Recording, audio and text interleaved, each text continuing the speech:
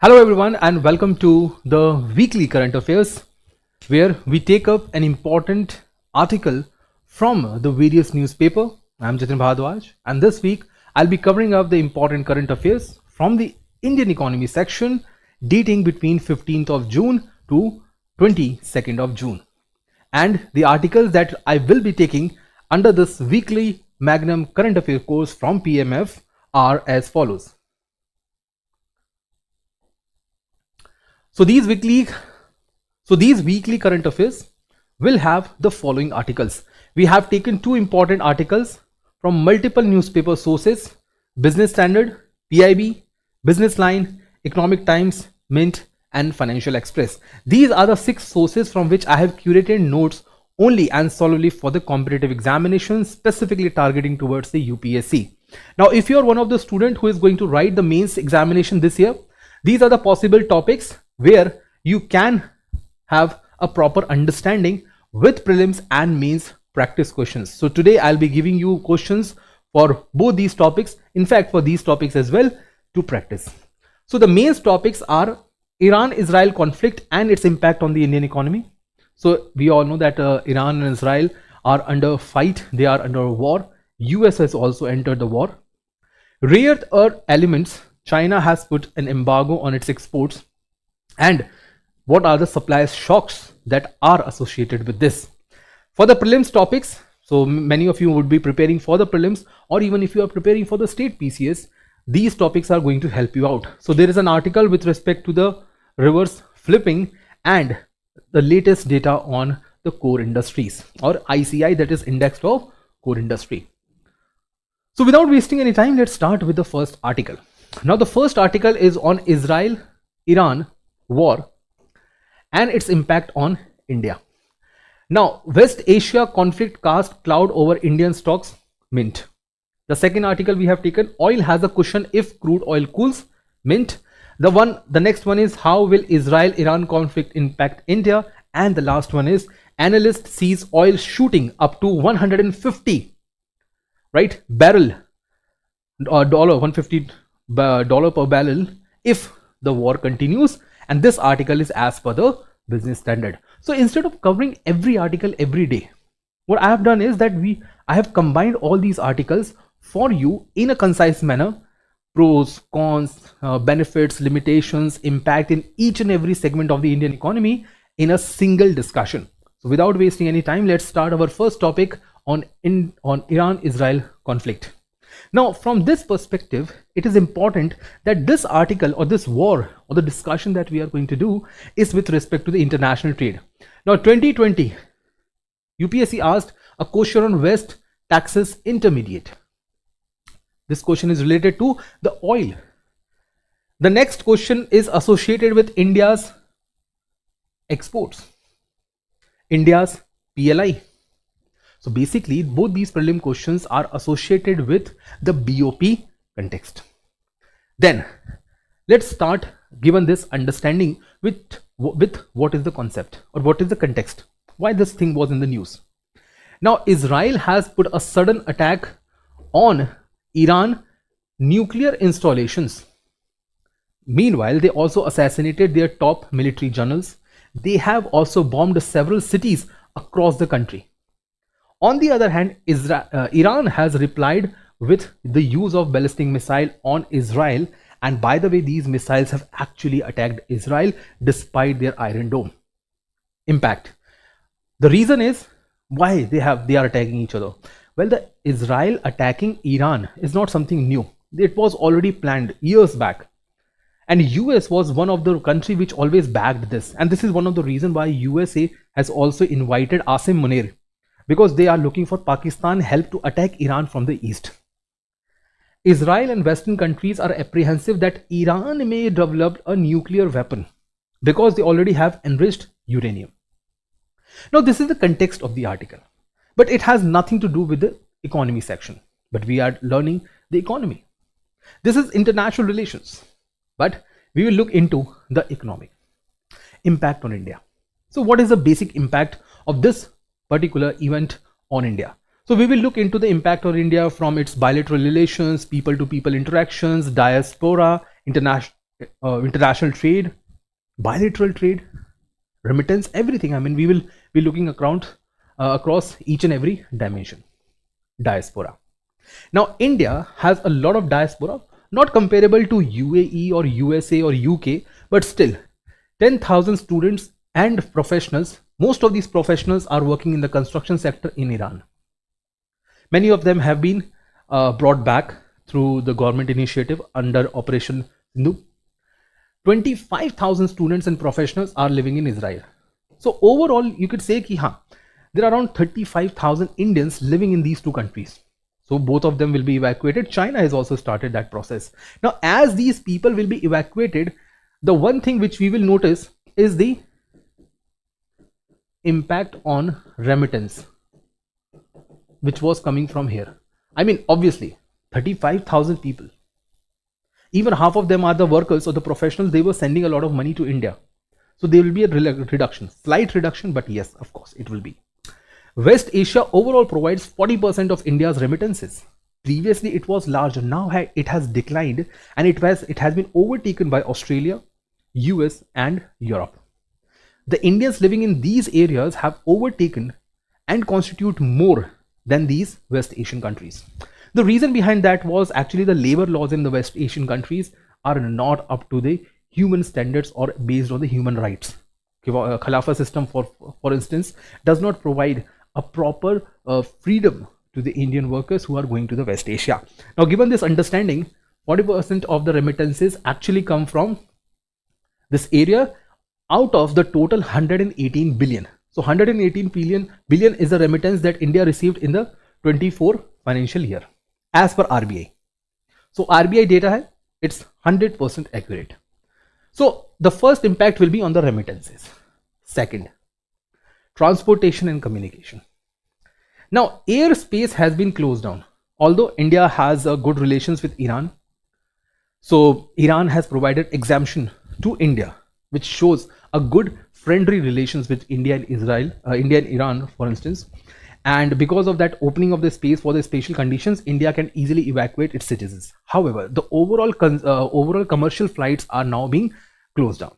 Now, when flights are being closed down, what will happen? Pakistan route is already closed down for India, right? It will impact the cost of flights. Air India, Indigo, all these flights which are going from India to abroad, or in fact, if even if we have flights which are from the international companies, Emirates, Etihad, even these flights will be now charging more money. So increase the cost. This is the impact. Then impact on India's aspiration to connect to Central Asia. Now, Iran is an important middle route for India to connect to Central Asia or going to the Eastern Europe. These are the well untapped market for Indian goods and services. And through Iran, via Afghanistan and via Caspian Sea, India wants to have a good connectivity to these countries. Let's understand how. The first is it will have issues over Chabahar port. Now, as Iran is under a war, India's connection with Chabahar port will be under danger. First impact. Second, connectivity to the Afghanistan will be impacted. How? Because the land route going to Afghanistan are just two. Either going via Chabahar port and then connecting to an highway, Garland Highway of Afghanistan, or going via Pakistan. So Pakistan is already closed down.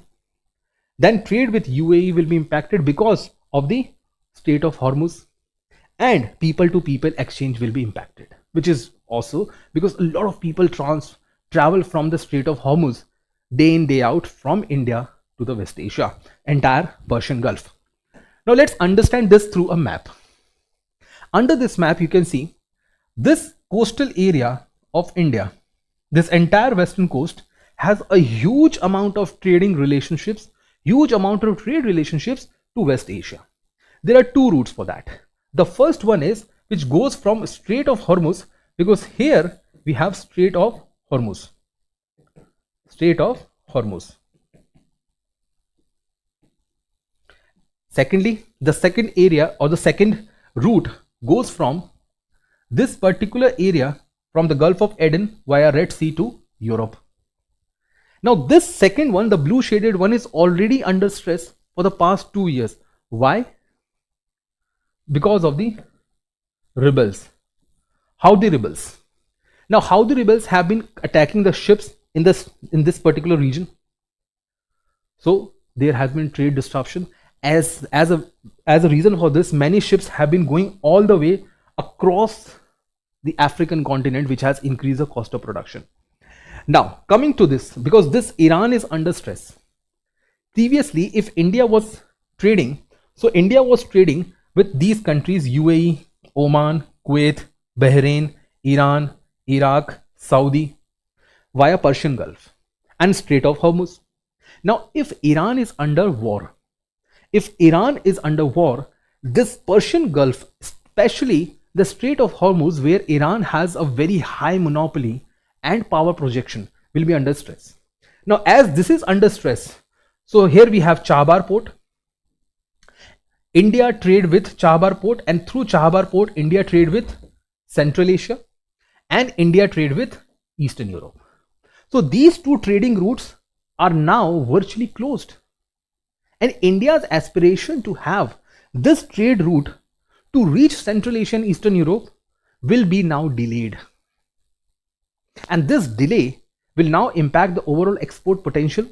And this is the time when China may take the advantage of this. That means China has already built BRI, Belt and Road Initiative, and under this, China will take the advantage because India's potential in this particular region is already low. Moving ahead, right? Bilateral trade. So what will be the impact on bilateral trade? Bad and good both. See, bad is that India-Iran trade has already declined from 14 billion in 2017 to 1.4 billion now. Reason? US sanctions. So US has put a lot of sanctions on Iran. Countries across the world have not been in a position to buy Iranian oil. Hence, India also followed the path of diversification. Diversification basically means that India has now been in a mode to diversify its portfolio. India is now purchasing more oil from other countries rather than just West Asia or Iran. That's why this share has declined. So India does not have much to lose. It's just 1.4 billion. Good, India's rice exports to Iran has increased twice in the last few years. It has just doubled in the last 2 years. So overall, we can say trade has declined, but yeah, good news is that we have been exporting more of agricultural goods. Bad about Israel. India-Israel trade has gone down by 11 billion to just 3.75 billion now. The reason is that India is now shifting focus more towards the capital goods rather than finished goods, guys. So please understand that it's not a bad news overall. Quantity wise it has declined, but overall it's okay. It's completely okay to have such kind of a status. Now, given this, India's defense imports from Israel has increased, obviously because India is surrounded by two beloved enemies, China and Pakistan. So our defense imports from Israel has increased. So basically, India is importing those items from these countries which are essential and cannot be produced in India. Otherwise, India is reducing the trade. Overall trade of India has increased. Threats on overall trade. West Asia. Out of the total trade with West Asia, which is 170 billion, the highest comes from UAE. And India, UAE are a very peaceful in terms of their relationships, in terms of diaspora, in terms of bilateral relations. So overall from the West Asia, India is not under threat. Iran, the share is literally very low. It's not even 1% of the total trade with West Asia. So not a threat. 40 to 50% of India's energy needs actually passes from Strait of Hormuz. This is the real threat, guys. 50% of our energy needs. If tomorrow Iran's closed down that, or the Strait of Hormuz is under stress, yes, India has a good relations with Iran, but of course it will impact. There will be a pressure on the international oil prices. Brent oil has already increased. Shipping cost, security cost, insurance cost, everything would rise, which means the exports will not be competitive anymore for coming days. Since Israel attacks, Brent crude oil price has increased by 12% in the last 9 days. So in the last 9 days only, the Brent crude oil prices has increased by 12%. And if the war continues, experts say that it may cross $150 per barrel. Now, what is Brent crude oil? They have already asked on Western Intermediate. They can ask on Brent crude oil. Brent crude oil is the oil which is being procured from North Sea. Now, North Sea, of course, it's a location. So, from a place known as North Sea, this oil is being procured. It shows the benchmark price, that this should be the ideal price. Otherwise, finding a common ideal price about a crude oil is really tough. So that's why they have created a benchmark for oil pricing in the international market. Now, this is based on the mix of different oils coming from north. Why it is preferred? Why Brent oil is preferred? Because it has low sulfur, it has low density. As it has low sulfur and low density, it is ideally good for easy refinery. Easy refinery means the cost of refinery is low. The waste product is also low. It has less sulfur, less polluting while refinery process. That's why it is used for your petrol and diesel extraction a lot. And as you can easily understand, if this crude oil price increase, there will be a quantum jump in the prices of oil across the world. India, which imports 80% of its oil, is going to be impacted. Is there any immediate concern for India? That's the biggest question. Is India has an immediate issue? The answer is no. The answer is no. But the question is why? Why we don't have immediate? I mean, in the next 1.5 months, why don't we have issue? The reason is this. India has a cushion to fight back for the next few months. Only few months, not for long. That is not for next 1 or 2 years. If the war continues like Russia-Ukraine, it will have a long-term impact. High GST. India has recently, in the last quarter, that is March, April and May, in April, May and June, in this quarter, India has registered a very good amount of GST collection, very high. So India has a buffer. India has a surplus of revenue. Domestic demand is high, so India should not worry about it. Even if the oil prices may increase by 2 or 3 rupees per liter, domestic demand is high, it is not going to impact much. Inflation is 5-year low. So since 2009, this is the lowest inflation India has registered as per RBI. This is CPI, 2.82%.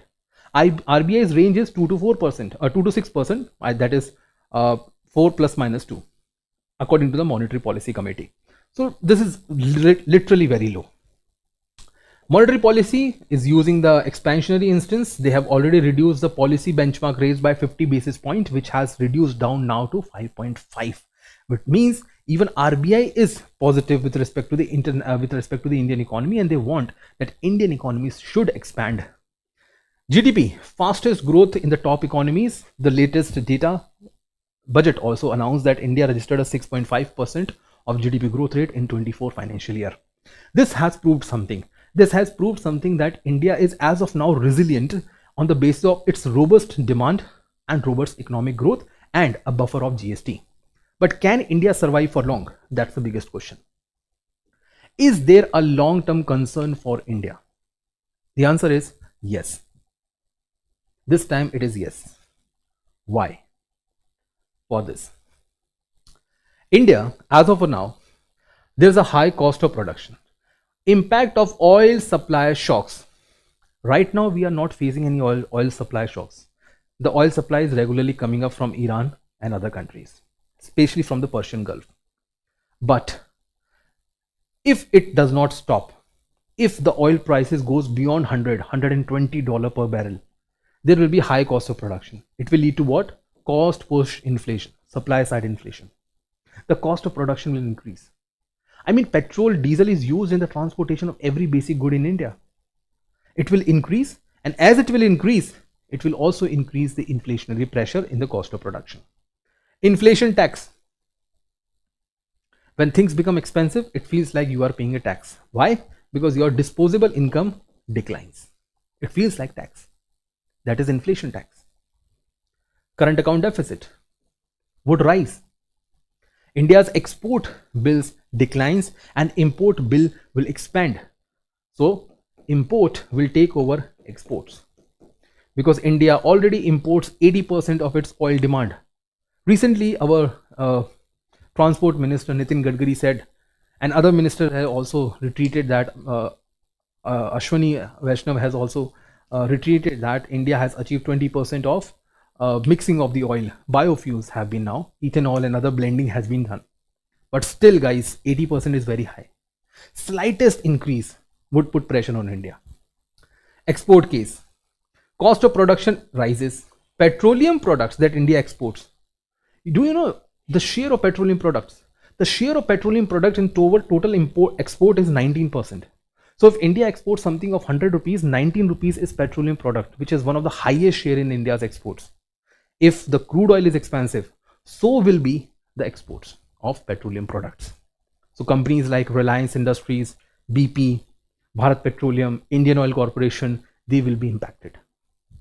And lastly, capital market. Capital market has already started showing the bearish instance. So far in the last 1 month, it has improved a lot. But despite that, now they may show bearish, that is declining sentiments in the coming times. That will impact a lot of funds being invested in the capital market, especially Bombay Stock Exchange. Does India have any way forward for this? What should India do? How to fight this kind of instance? The simple reason and understanding is straightforward. This. Multiple solutions are there. So if this question arrives in your mains examination, this is what you should write.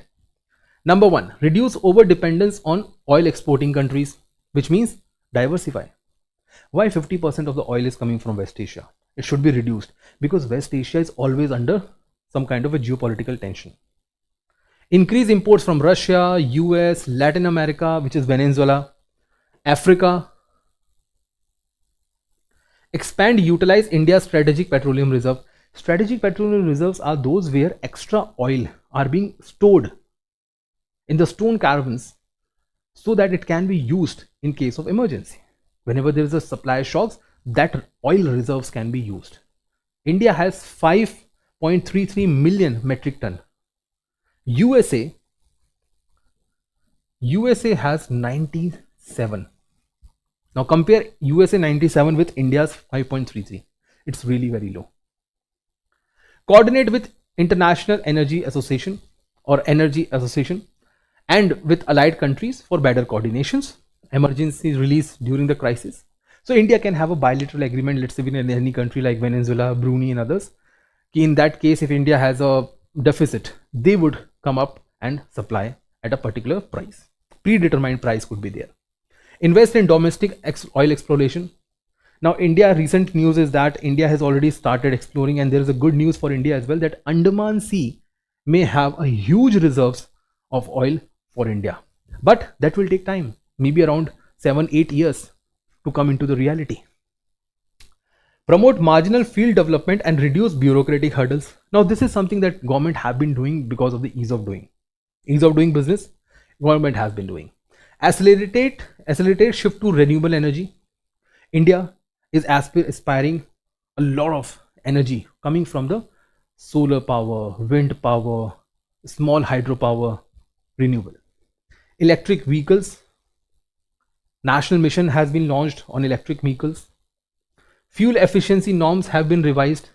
Our vehicles are already at the standards which are at par with the European standards. So Bharat Stage 6 is the new norm for the Indian vehicles, which are very high, or actually highest right now. Awareness campaigns on the energy conservation. Promote people to use carpooling, public transportations like metro. Maintain adequate foreign exchange reserve. India has already crossed $700 billion.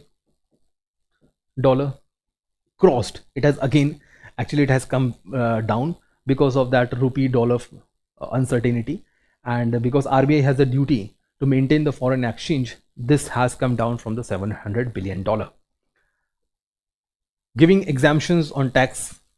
Central government, state government, if there is a huge pressure, let's say the petrol prices will about to increase by 10 rupees. In that case, state and the central government, because together it makes more than the 50% price of the petrol and diesel, so they can come to help. And lastly, bilateral oil contracts with oil surplus countries. These kind of agreements will help in the creation of a long-term buffer for India to fight against the oil supply shocks. Now, given this understanding, let's see.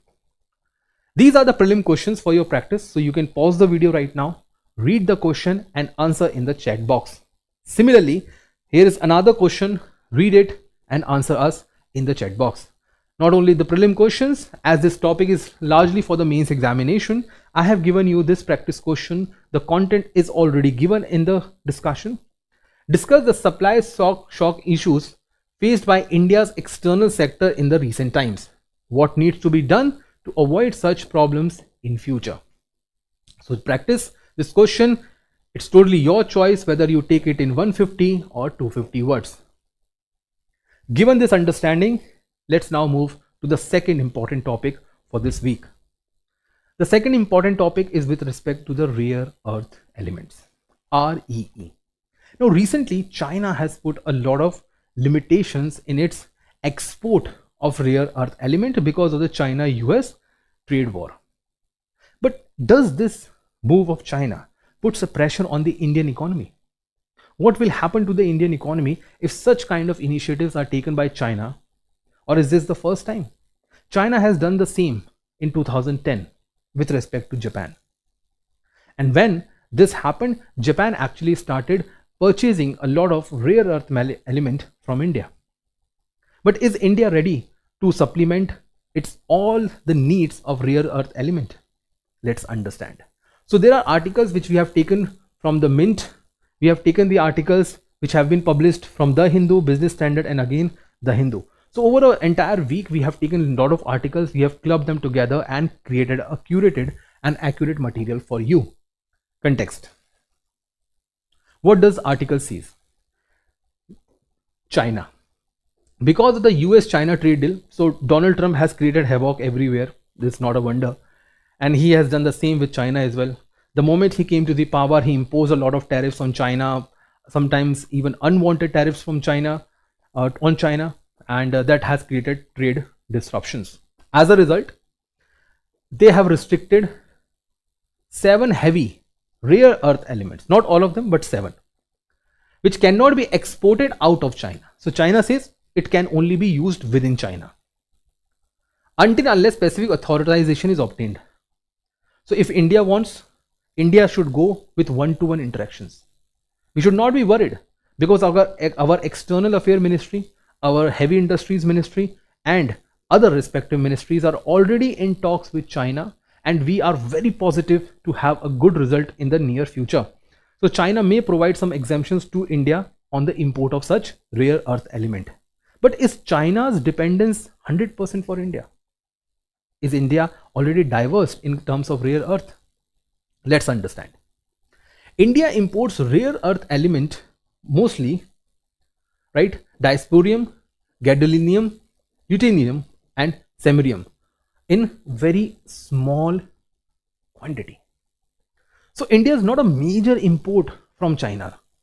India does not import a lot, that 99% of India's rare earth is coming from China. So we are not that worried as of now. Secondly, it has a low impact on India. Why? India already has a low or infancy in terms of using these rare earth element for the industrial development. So guys, India first of all does not import much from China, and even if India imports a little bit quantity from China, India does not have a capacity for such heavy industries which can use rare earth element to a larger extent. That's the reason India is not that much worried, but for future it can be a concern. So let's understand the rare earth in this term. What are rare earth element? Basically, they are not rare. Rare here does not mean that they are lesser in numbers. Rare here means their extraction, their mining is either expensive, environmentally hazardous or very rare. They are group of 17 metals in the middle periodic table. You may have gone through the periodic table in your 10th class, 9th or 10th class, same periodic table. They are just in the between 17 metals. They have magnetic, light emitting, conductive properties. that are added to many alloys to make them more useful. Why they are called rare? The reason, their name suggests they are fairly abundant. So don't worry, we should not be worried about their abundance. They are very, very abundant across the world. India also has a huge reserve. Not the top, but India has a very huge reserve. The problem is that they are spread out. It's not like we have coal reserves. So most of the coal reserves are found in East India. But these rare earth metals, they are very sparsely located. Some in one state, some in other state, and within the state, some parts in the northern part, east, and they are very, very sparsely distributed. Third, right? Deposits are not dense. Wherever they are located, they are not dense. So extracting, it's like extracting a small amount from a very large amount of unwanted material. Secondly, extracting a usable quantity needs a lot of energy, so they are not environmentally friendly. Then, is this risky? Is them using risky? Answer is yes. Why? First of all, they are very expensive, right? Very expensive. I mean, taking out a small section of a rare earth element from, let's say, 50 tons of material, 50 tons of sand, only this much, 1 kg. It is expensive. It is hazardous. It has radioactive uranium, thorium. They are usually found in that rare earth element. So which are environmentally and humanly is also very unsafe. But how China has a monopoly? China presently provides over 90% of rare earth to the world. How China has created the monopoly? They have cheaper production, relaxed environmental rules. It is environmentally hazardous. They don't care. Move to build expertise in the sectors. So they have been using this since 1980s, and they are contributing. They are covering the 40% of the world's manufacturing. So it's not a big deal for them. They have a processing and refinement units as well. They have a huge refineries for that. There is not even a single proper refinery in India. Not even a single proper refinery. They have huge numbers. So that's why they are controlling the world supply. What are rare earth material used for? Now, before this is very limited one, let me give you the entire list. Now, this is the list. You can pause the video and you can go through the list. Let's see what they are used for. Alloys, aerospace, X-ray, baseball bats, lights, semiconductors. So India is aspiring for semiconductor industry. Can India thrive in the semiconductor industry without rare earth? The answer is no. We cannot take a risk, or we cannot proceed further. Then ceramics, alloys, batteries, TV, superconductors, semiconductors, superconductors, batteries, all our e-rickshaws, optical glass, camera lens, petroleum refineries, water purifier, shielding, alloys, catalyst, magnets, laser, even weapons, defense. I mean, the list is endless. The one thing which I have mentioned here, as you can see, this is neodymium, right? Neodymium. This is where India is also producing. That's why I have highlighted this in the red color. So UPSC can ask this, or any state PCS can ask this in the prelim examination, that which metal is which rare earth is largely produced by India. India produce some others here and there, but this is the largest production in India. India is not the largest producer, but in India, out of all the rare earth material, this is highly produced. What it is used for? It is used for magnets, laser, infrared filters, and hard disk drives. So the memory drives that we have, hard disk drive. And who is the biggest user of this? Indian defense industries. We'll come across that, but this list is endless. These are the other materials. You can pause the video and you can go through the entire list. The question can be framed out of any one of these. But more or less, please remember, the biggest use of these rare earth elements are in the defense sectors, are in the electric vehicles and energy sector. And all these three is the area where actually India is aspiring its future. So India cannot take a chance to miss this train. Let's see the global production. These kind of questions are frequently asked in the means prelims examination of UPSC. Top countries rare earth metals are located. So these are reserves. These are the reserves. China has the largest reserve. India is at just 6.9, which is like 15% of China's reserve. Now India is saying it has 6.9. It may have more. We have not conducted a frequent geological survey for that. India may have more. It may be 10. It may be 15. Brazil is at 21. US is very less.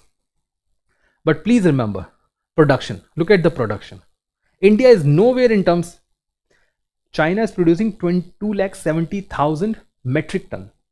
India is having 15% of reserve, but not even producing 15% of its supply. Now India, as per this, should have been producing around 40,000. But how much India is producing? This is like close to 1.5%. So that's why India has a reserve, but India does not have a capacity to produce and to refine. Why China matters? China matters because rare earths are found in many countries.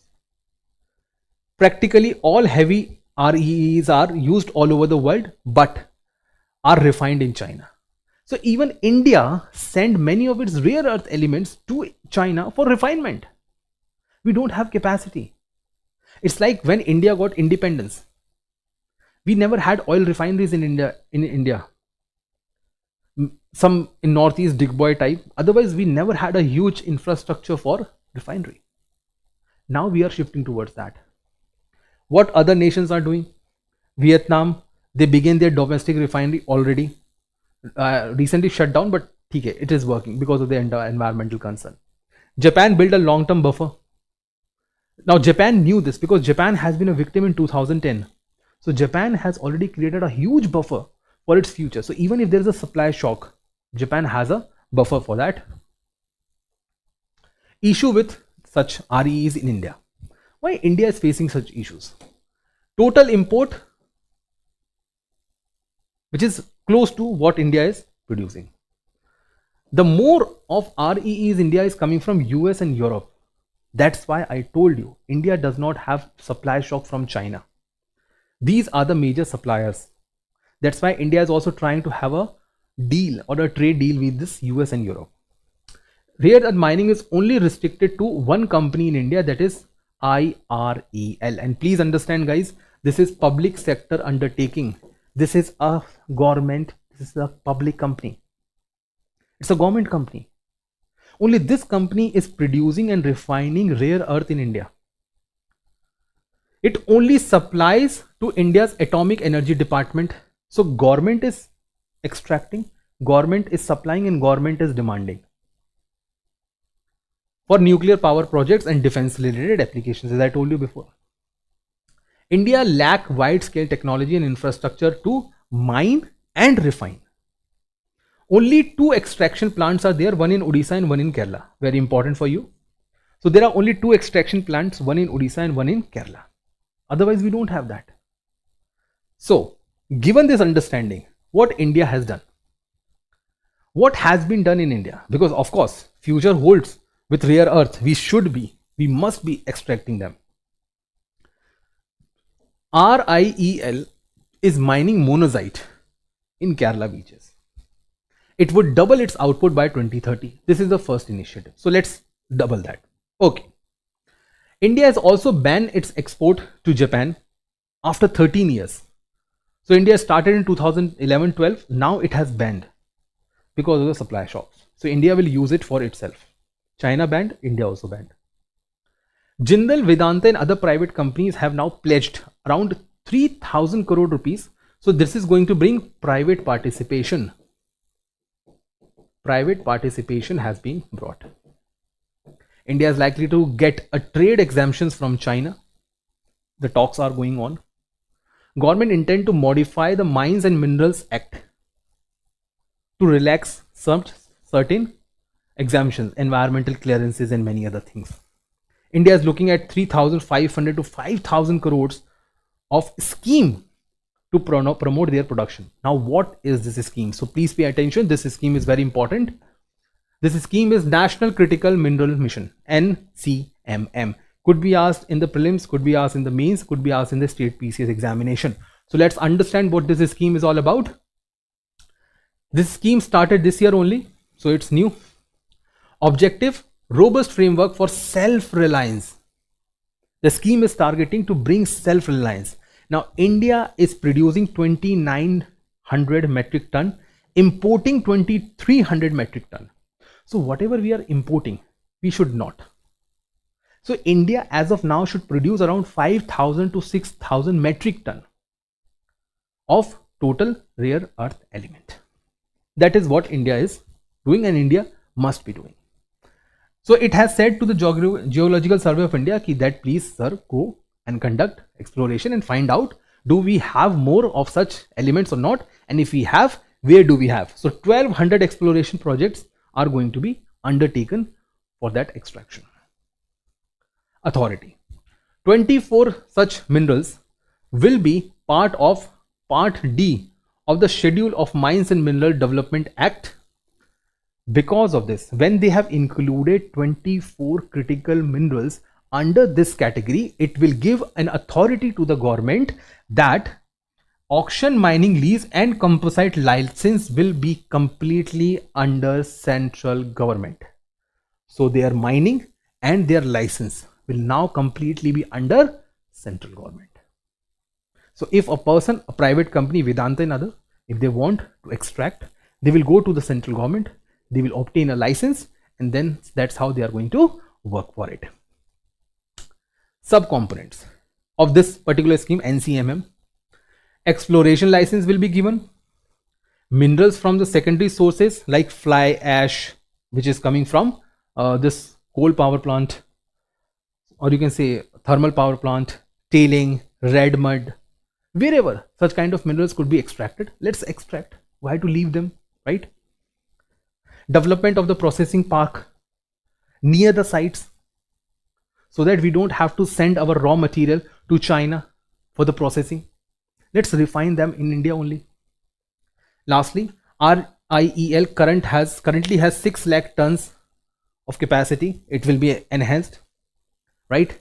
India produces all these minerals and will be expanded further on this regard. So what they will do under this mission? Number 1, increase domestic production. If there is a future, if there is a foreign sites, let's say some other country is ready to produce this with India, India will go there and will produce. Recycle of the existing structures. Trade and markets, scientific and technological advancement, so that we don't have to send them outside for processing. Skill development and funding and financing.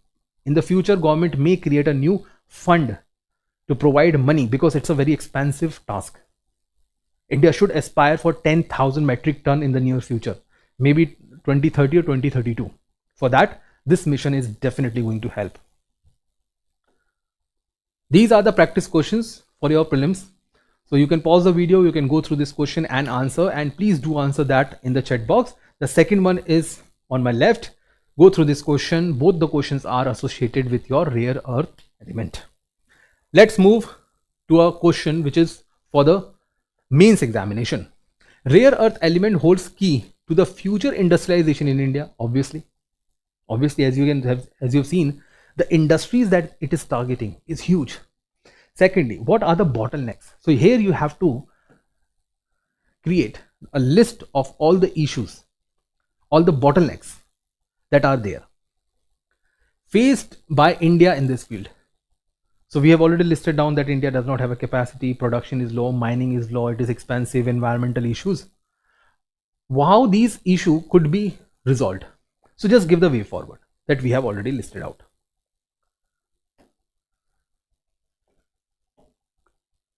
Now let's move to the last 2 prelims related articles. The first article is with respect to the reverse flipping. Startup IPOs get boost from SEBI. Now this article talks about a concept of reverse flipping. especially with startups. So what is this reverse flipping in startup? This article was published in Business Standard. Context: SEBI has recently announced a lot of measures in which they say that stock market ecosystem will be eased. More companies can now list after reverse flipping to India. Now it's a prelims related concept, it's just a term. Let's understand that. In this particular question, which you can obviously look into, this is UPSC's PYQ. Now this question is with respect to e-commerce, which means UPSC asks questions related to the stock market terms, questions related to the startups, question related to the e-commerce. So that's why this topic is important, given this question from the prelims. Now let's understand what is, guys, reverse flipping. What is flipping? Before understanding what is reverse flipping, we should understand flipping. Nothing, it's a very simple concept. There is a foreign company which was established in foreign. Does not matter whether the owner is Indian or owner is foreigner. So it means externalized structure refers to the transferring of the entire ownership of an Indian entity to an entity incorporated abroad. Let's say there is a company, and this company was created in, let's say, Singapore. So this is the foreign entity, and as this is a foreign entity, this will be considered to be a foreign to India's economy.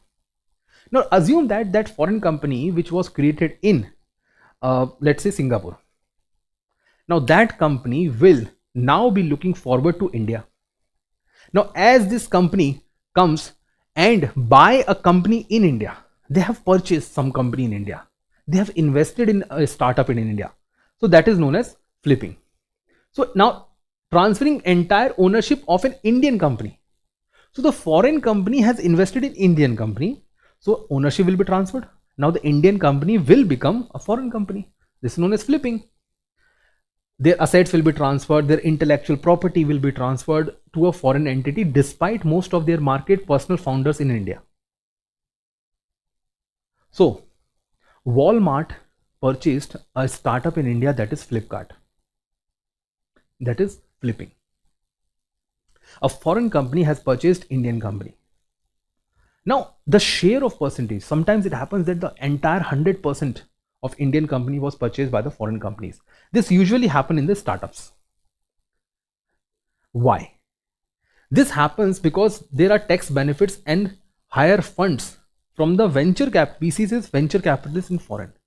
So Indian companies, they think that why not allow the foreign company, why not sell ourselves to the foreign company?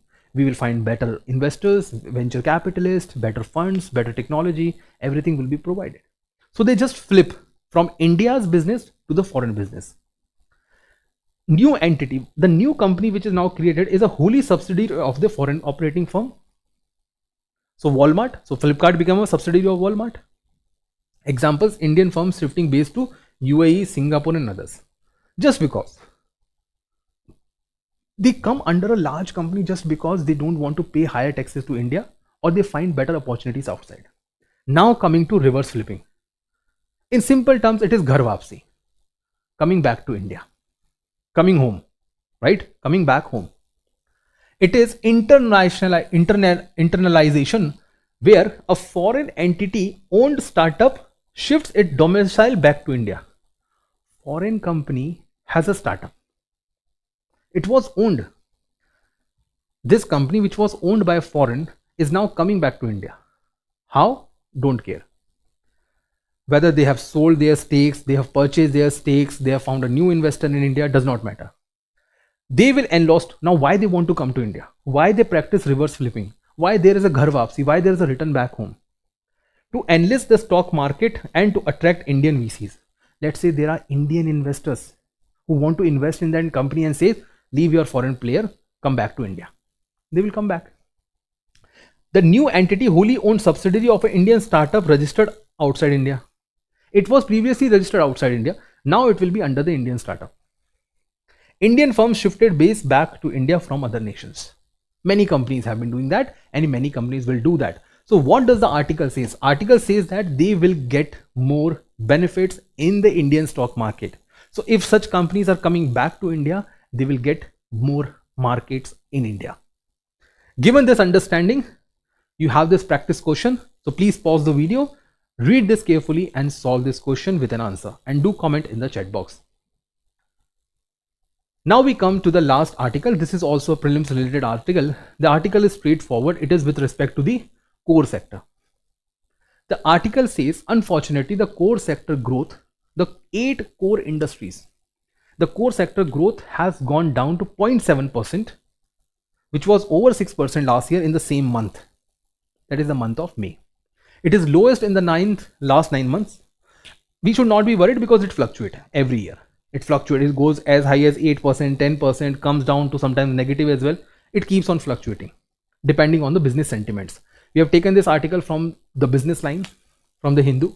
The article says output growth in India's 8 core industry. So core sector here means 8 core industries. Infrastructure industries has gone down to 0.7% in May from upward revision of 1% in the April. So in April it was 1%, it has gone down below that. Okay. Is this a new topic? The answer is no. In 2015, UPSC already asked index of 8 core industries, IECI or ICI. They've already asked a prelim question from this topic. That's why we are repeatedly taking this topic, taking the guidelines from the UPSC's PYQ. Let's understand that. This is the area. Core sector growth was 6.9% May 2024 last year. From 6.9 it went down to 0.2.3. Then again went to +5. Again down, again up, down, and now 0.7%. So it has been fluctuating. It's nothing new, guys. This is the mixed batch. The industries which have proved better performance are coal, steel, and cement. Cement has been the industry which has provided the maximum returns. The worst performer has been fertilizers and electricity. These are the 2 areas which have been worst performer this year, or this month actually. Now let's understand this single slide, this single table will help you to prepare your entire topic on index of 8 core industries. Now this index prepares the changes over the base. How does it work? It's very simple. Let's say 2024, all the 8 core industries have produced 100% of output. 8 industries have produced 100% of output. As a result, what happens in May 2025? Now index shows an improvement over the base. Improvement over the base. Here I am taking the base to be 2024. So improvement here is, let's say, addition of 0.7%. So 100.7. This is the index. Now it has a list of all the industries, and that's how it is prepared. The combination of this entire index is weighted upon multiple industries. Highest weightage, lowest weightage are being given, and that's how it is working. So this single slide will help you in that. What is this? It's an index. That is, it goes for the average of weights. Various weights are being given. For example, highest weight is given to refinery. It is around 28%. Out of the 100% weightage, weightage means priority. So highest priority is given to the refinery, the lowest priority is given to the fertilizer. So even if the fertilizer is poorly performing, that's okay. The weight is very small. In this data, you can see refinery is 0.1%. That's why. So the one which has the highest share is not performing well. If it would have performed like 5%, the overall index would have been performing better. Agency, it is published by Office of Economic Advisor under Ministry of Commerce and Industry. Okay. What is the base year? 2011 and 12. This is the base year. So any changes that takes place on the base of this year. This is the base year. In the example, I use 2024 to be the base year. This is 2011-12 is the base year. Anything changes over the data on this date. Measurement, what it measures? combined and individual performance. So overall, all core industry, how they have performed, and individual industries have performed in what manner. Then IIP, core industry has 40% of the total weight in the total IIP, which is very high. IIP is Index of Industrial Production. Whenever the new data will come up, we will have a separate discussion on that as well. Now IIP is the one which shows that this every industry in India, how much they have produced. I mean, I have not included many industries. Core industries are. Automobile industry is not included, right? So see, coal, crude, natural gas, refinery product, fertilizer, steel, cement and electricity. So automobile industry is not included. Mobile manufacturing industry is not included. And many other industries are not included. That's why these 8 together constitute 40% of total industrial output as per IIP, right? Highest weightage to refinery, lowest weightage to the fertilizer. So I think this is the maximum information you would need for the prelim examination. Whatever the question they would ask, they will just ask from the same particular data. Now, given this, if you want to join and you are interested in going through a proper course from the PMF IAS, you are welcome for this course. You can join us in the foundation course, which has already started. You can join us on the links which are mentioned in the description box. If you are interested to study only economics or the Indian economy, so I am Jateen Bharadwaj. I will be taking up a separate course for the economics section, where I will be taking over 50 classes, over 500 prelims question, over 100 mains questions. And in those 50 plus classes, that is 100 plus hours, I will be providing all these things to you. The course will be starting from second week of August. So you can join the combined foundation course or the individual course following the link which is given in the description box. So that's all for this week's economic current affairs. I hope you have enjoyed. For more such updates, keep on watching our channel. Thank you.